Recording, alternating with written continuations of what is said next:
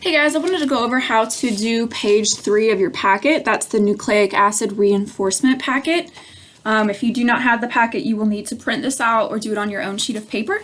But I think that you guys are still really struggling with the fact that this is online learning and this is a really hard topic if you're not there in person to ask me questions. Okay, so I'm going to go over this with you. If you're still confused, please do let me know and I'll try to answer any questions you have. Okay, number one, what are the two types of nucleic acids? You have DNA and you have RNA. DNA is deoxyribonucleic acid. RNA is ribonucleic acid. Okay, so type would be deoxyribonucleic acid and then ribonucleic acid. And then the abbreviations would be DNA and RNA.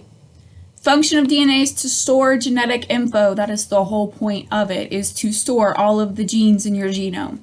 Okay? Function of RNA is to transport that information to the ribosomes. Okay?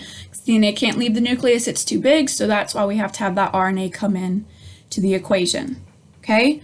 2 is wanting you to label the nucleotide. You have this, you know how to do it, but when you see it in a different form, you guys freak out. Okay? So, what are the 3 parts of a nucleotide? And this you learned in Unit 2. There's a phosphate group, a 5-carbon sugar, and a nitrogen base. Okay? The phosphate group is the circle. Let's see if I can... Okay?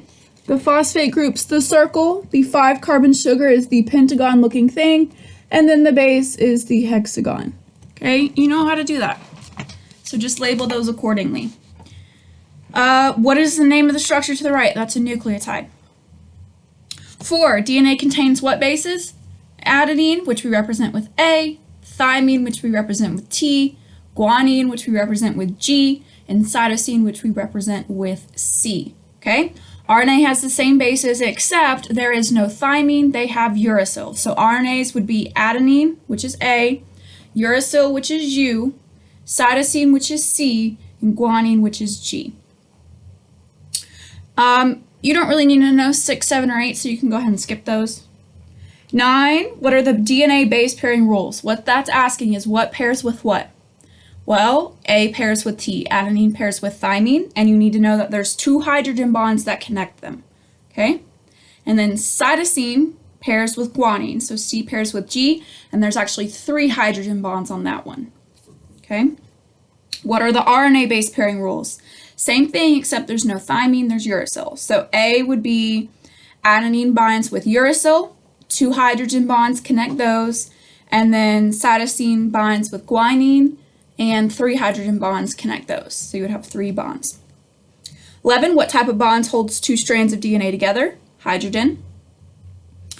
12, which base pairing in DNA is the strongest, okay? So you would just have to think, which one has more hydrogen bonds? A with T or U, depending on if it's RNA, or C with G. C with G has 3, A with T or A with U only has 2. So we would say that C to G is stronger because there's more bonds you have to break. 13, if a DNA molecule has 25% adenine, what percent of the same molecule will contain guanine? If there's 25% adenine, that means that there's going to be about 25% thymine because adenine binds with thymine. Well, that's 25% adenine, 25% thymine. Together that makes 50% of the DNA molecule, and you still have 2 bases left, so you would do 50 divided by 2 gives you 25% cytosine, 25% guanine. 14, if a DNA molecule has 31% thymine, what percent of the same molecule will contain guanine? Okay, you have 31% thymine. What binds with thymine? Adenine binds with thymine. So if you have 31% thymine, you're going to have 31% adenine. 31 plus 31 is 62. So 62% is that adenine-thymine pairing combination. So to figure out the rest, you would do 100 minus 62. That's 38. And then you still have 2 bases left. So you've got to do 38 divided by 2. That gives you 19. So you would have 19% cytosine, 19% guanine. To check your work on these, everything should add up to 100. So 19 plus 19 plus 31 plus 31 equals 100. You're good to go. If it does not equal 100, something's wrong and you've done something wrong. Okay, so that's one way to check yourself on that. I'll go ahead and do this on a whiteboard in case you're still struggling and not following along with just me saying things. So 31 or 15. If a DNA molecule has 31% adenine, what percent of the same molecule will contain uracil? Absolutely none. DNA does not contain uracil, so that's a trick question. DNA does not contain uracil.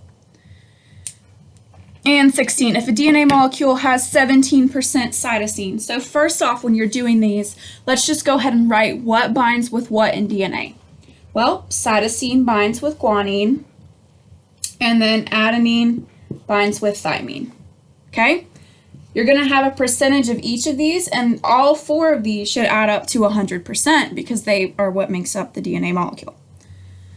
So you have 17% cytosine. Well, if you have 17 C's, you're going to have 17 G's because they're paired together. Okay? 17 plus 17 gives you 34. So we know that 34% of our DNA is C and G. So 100 minus 34 gives you, math, 66, right? Yes. Okay, so 66% of the DNA is going to be A's and T's, but you've still got to keep going because there's 2 bases. So you're going to do 66 divided by 2, which gives you 33%.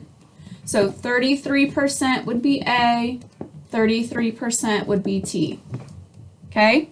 Remember to check yourself, add them all up. 17 plus 17 plus 33 plus 33 equals 100. And again, if you have 5 T's, you're going to have 5 A's because they are paired together. If you have 55 G's, you're going to have 55 C's because they're paired together. Okay?